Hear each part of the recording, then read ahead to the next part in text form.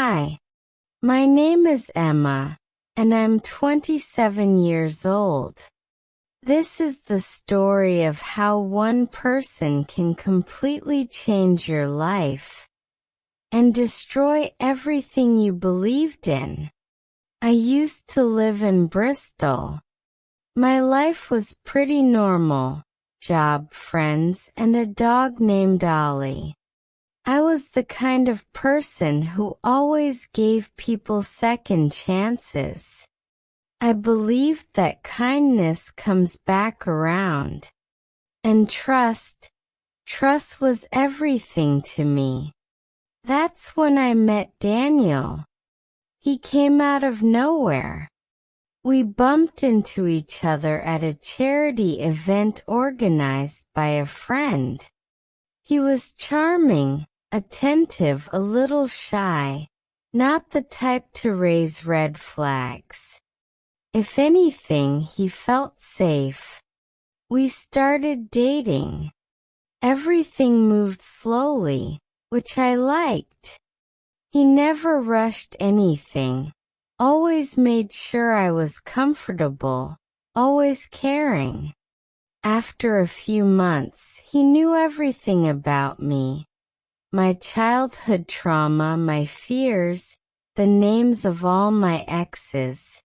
And yet I barely knew anything about him. But at the time it felt okay. Not everyone opens up right away, right? I was wrong. The red flags started appearing around 6 months in. He would disappear sometimes. Said he had to work late. His phone was always off in the evenings. He never wanted to meet my friends. He never showed me where he lived. He'd say, "It's under renovation, all dusty. I'll show you soon." I made excuses for him. Told myself he was just private. Or stressed. Because I loved him. Because I trusted him. And then, I got a message. From a girl. "Are you Emma?" she wrote. "Are you with Daniel?" I replied, "Yes, why?" She said, "He's my fiancé." I didn't believe it at first. Thought it was a prank. Jealousy. A mistake. But then she sent photos. Of them together. Of the ring. Of the wedding date. 3 weeks away. I felt sick. Actual, physical nausea. I messaged him. No reply. I called. His phone was off. I drove to the office where he supposedly worked. They told me he had quit. A month ago. Without notice. He vanished. Completely. Like he never existed. I started piecing things together. How he'd always change the subject when I asked personal questions. How he used sympathy. Told stories about his rough childhood and a sick mother. It wasn't love. It was manipulation. And the worst part? I didn't see it. I felt not just betrayed. I felt stupid. Used. Broken. It's been 2 years. I've had therapy. I've rebuilt myself piece by piece. I learned to trust again. First myself, then others. I realized trust isn't weakness. Blind trust is dangerous, yes. But the ability to open up after being hurt, that's strength. I'm not the same Emma anymore.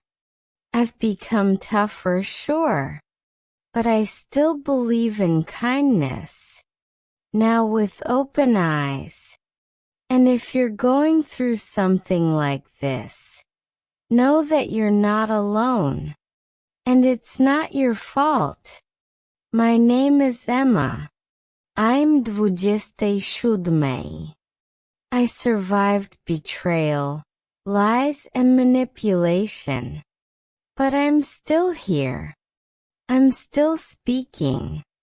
And that means I won. After everything happened, I went quiet for a while. I stopped going to events. I deleted my social media. I even considered moving to another city, just to erase the places we'd been together. The cafe where we had our first date, the park where we used to walk Ollie, the bookshop he said reminded him of his childhood. All of it felt tainted. But eventually silence became too heavy. So I did the hardest thing I could. I started talking. I told my best friend the whole story. Even the parts one was ashamed of, like how I still missed him at times, even knowing what he did. Or how I hated myself for not seeing it sooner. She listened. She didn't judge. And for the first time, I felt the smallest bit of release. That was the beginning of healing. A few months later, I joined a support group for people who had gone through emotional abuse. I remember walking into that first meeting with my hands shaking. I thought I'd be the only one. But I wasn't. There were women and men of all ages, all backgrounds, who carried the same invisible scars. One woman, Sarah, said something that stuck with me. Sometimes the worst thing someone can do to you is not break your heart. It's make you doubt your own mind. And that was it. That's what Daniel did. He made me question what was real. He made me afraid of my own instincts. But in that room, with strangers who understood, I started to believe myself again. That same year, I started journaling. At first it was just scribbles, angry, bitter thoughts I didn't want to say out loud. But slowly, those pages turned into something else. Honest reflections, hopes, small victories.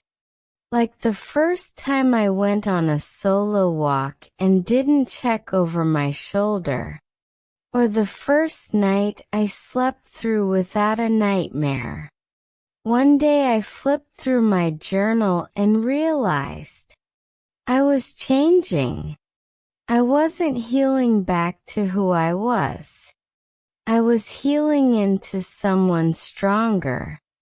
A year later, I ran into someone I hadn't seen in years, Jake, an old uni friend. We had coffee, then another. I told myself it was nothing. I wasn't ready. But there was something different about him. He didn't ask for too much.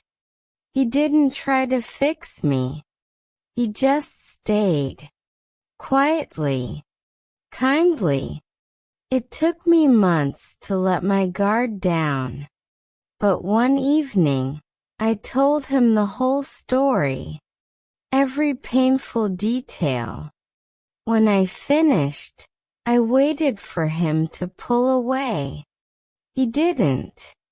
He said, "What he did says everything about him. And nothing about you." I cried. Harder than I had in months. We're still taking it slow. Some days, I still flinch when he says something that sounds too nice. I still get that pit in my stomach when his phone lights up. It's not about him. It's about what's been burned into my nervous system. But now I talk about it. I name it. And that gives me power. There's something else too. I started volunteering with a women's shelter, helping others tell their stories, giving them the space I once needed so badly. And sometimes, when I see someone walk in with that same vacant look I used to have, I just sit beside them. I don't offer advice. I don't try to fix anything. I just say, "You're not crazy, and you're not alone." Because I wasn't, and neither are you. I don't think I'll ever be the kind of person who trusts blindly again. But maybe that's okay. Maybe the goal isn't to go back to innocence. Maybe it's to walk forward, eyes open, heart cautious, but still soft. My name is Emma, and every day I choose to rebuild. Not because I forgot what happened, but because I remember, and I refuse to let it define me. 6 months ago, something happened that I never thought would. I was offered a book deal. It started with a blog, just a quiet space online where I could post bits of my story, little essays about healing, and things I wish someone had told me back then. I didn't promote it. I didn't even use my full name. But somehow, people found it. One of the posts went viral. The one where I wrote, "He didn't just lie to me. He rewrote my reality." And I had to learn how to write it back. Emails started pouring in. From women, men, even teenagers. Strangers who said, "That was me too." That's when a small publisher reached out. They said, "This isn't just your story. It's something a lot of people need to hear." At first I froze. The idea of putting everything out there, not just for faceless strangers, but for the whole world, terrified me. What if Daniel read it? What if people judged me? What if I wasn't ready? But something inside me whispered, "You are." So I said yes. Writing the book wasn't easy. There were days I had to close my laptop mid-sentence because my hands were shaking. Days I cried in the shower after finishing a chapter. But there were also moments of triumph. Like when I wrote about the first time I said no and meant it. Or when I described how Jake waited outside my therapy session just to hold my hand afterward. Not to save me, just to be there. Jake and I, we're still together. We've had arguments. Some tough ones. Not because he's done anything wrong, but because I still carry fears that don't belong to him. Like the time I panicked when he changed plans last minute. Or when I read too much into a text that was completely innocent. But here's the difference. He doesn't punish me for my triggers. He learns them. He asks what I need. And I do the same for him, because he's not perfect either. And we're learning that healing isn't linear. It's not a before and after thing. It's a constant, evolving practice. One day I asked him, "Do you ever get tired of my baggage?" He said no. I just see someone strong enough to carry it. And that's when I realized, love doesn't mean never being afraid. It means having someone who doesn't run when you are. The book is coming out in 3 months. It's called With Open Eyes. Not a revenge story. Not a sob story. Just truth. And I hope it lands in the hands of someone who needs to hear. You're not broken. You're just in the middle of becoming. I still live in Bristol. Same job. Same dog. But I'm not the same Emma. I've built boundaries. I've made peace with the parts of me I used to hide. And every time I see someone doubt their worth, I remind them of mine. Because the biggest thing I've learned is this. Trust, once broken, doesn't just return. You rebuild it slowly, carefully. First with yourself. Then with the world. And if you're lucky, with someone who sees all of you and stays.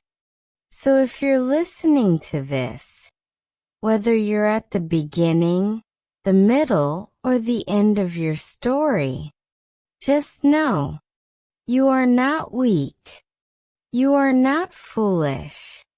And you are not alone. My name is Emma. And I didn't just survive. I grew. The book came out 3 months ago. I remember holding the first printed copy in my hands. It felt heavier than I expected, like it contained not just words, but pieces of me. My hands were trembling as I turned the pages, even though I knew every sentence by heart. It wasn't just paper and ink. It was proof that I had survived.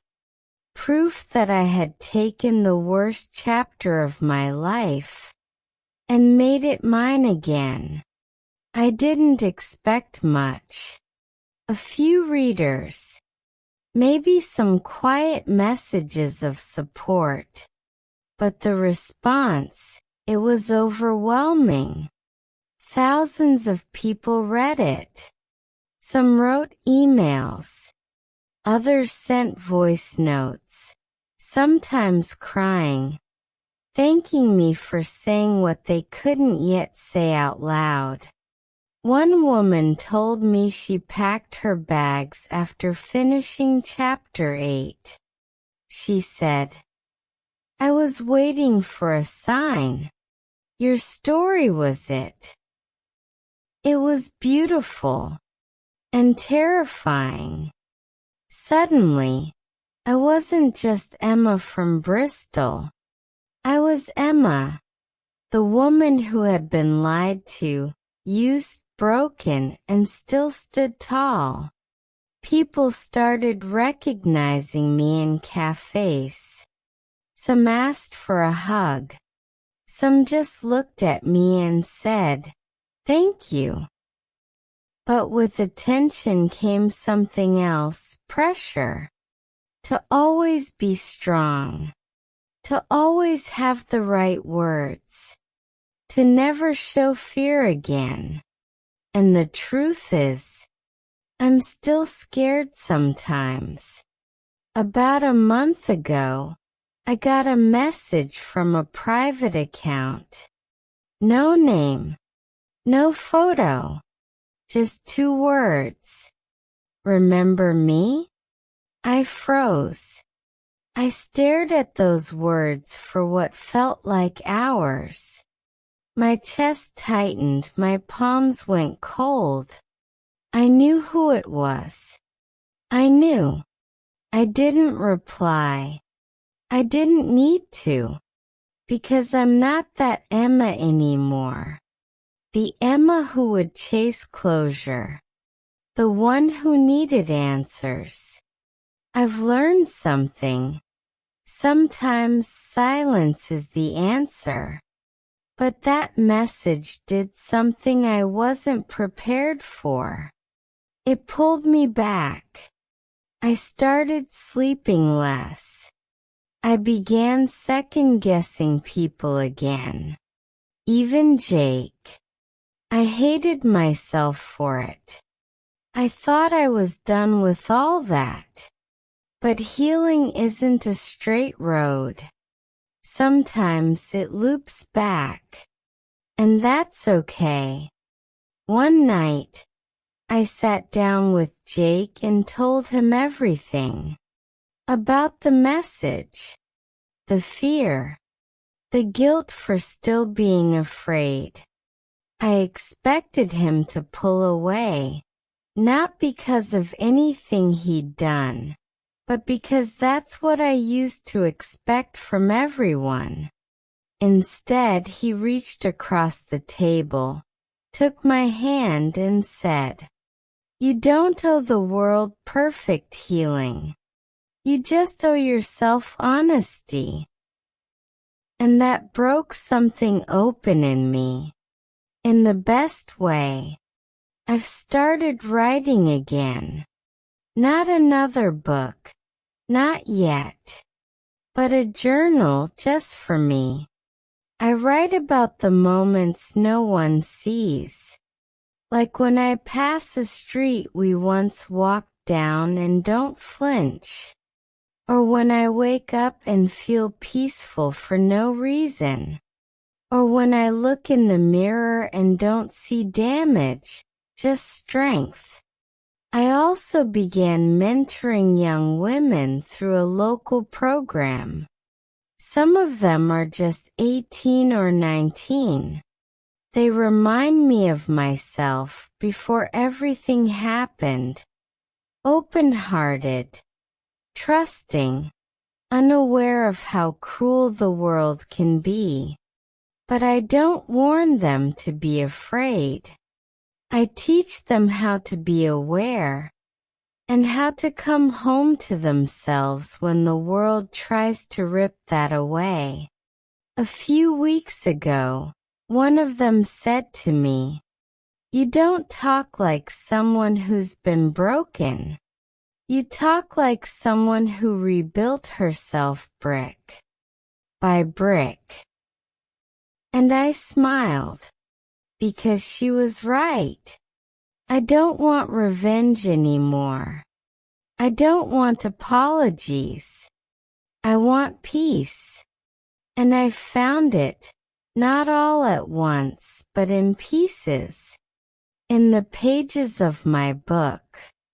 In the hands that hold mine.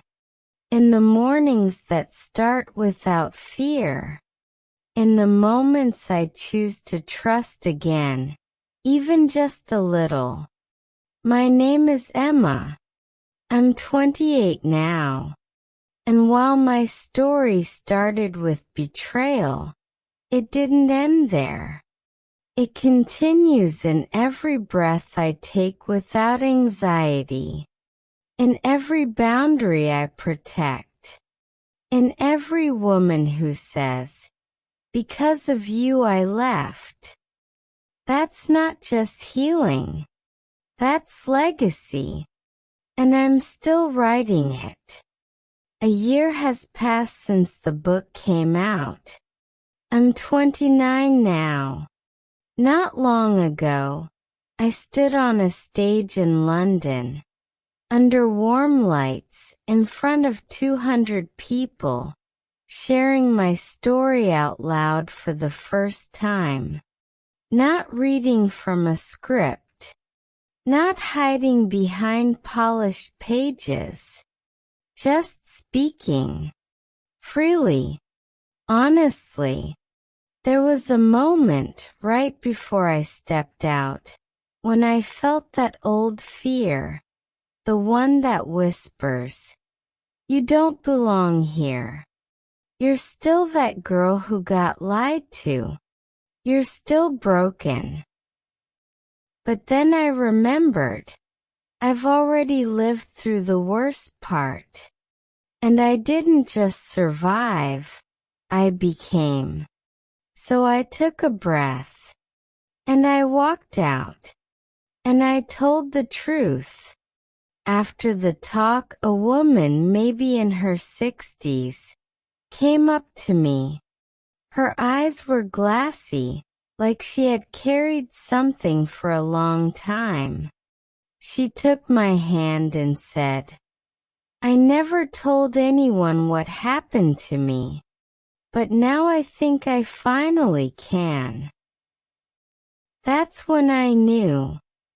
This wasn't just my story anymore. It belonged to everyone who had ever felt fooled, discarded, or silenced. And if I could be the voice that helped even one person come back to themselves, then everything was worth it. But I won't pretend life is some flawless arc now. There are still days I overthink things. Still nights I wake up from dreams that take me back to places I'd rather forget. But I no longer run from those moments. I sit with them. I breathe through them. And I remind myself, I am safe now. Jake and I moved in together 6 months ago. I waited a long time. Not because I doubted him, but because I needed to be sure I wasn't building a life from fear or loneliness. I needed it to come from choice, from clarity, from love that felt real. And it does. He still surprises me, not with grand gestures, but with how consistently kind he is. Like how he always lets me choose the side of the bed. Or how he waits for me to unlock the door first. A small thing, but it means something. He knows I still flinch at certain sounds. He never tries to fix it. He just stays close and lets me find my ground. I'm not sure if I believe in forever anymore, but I believe in today. And that's enough. One final thing happened. Something I didn't expect. A few weeks ago, I saw Daniel again. It was accidental. A street corner, a second of eye contact, just enough to recognize him. He looked almost the same, but I didn't feel anything. Not rage, not panic, just stillness. He didn't say a word. Neither did I. And for the first time, the silence didn't feel unfinished. It felt complete. I walked past him. And that was it. Nos checking. Nos pairel. Just me. Moving forward. That's how I know this is the end of that chapter. Not because it didn't hurt. Not because it didn't shape me, but because I'm no longer defined by it. So if someone asks me now, who are you really? I don't say, I'm the woman who was lied to. The woman who wrote the book. The survivor. I say, I'm Emma. I'm kind. I'm careful. I'm strong. I laugh easily again. I love fully again. I take up space. And I speak the truth. Not because I have to, but because I choose to. My name is Emma. I'm 29 years old. And this is not a story of pain anymore. It's a story of power. And it's mine.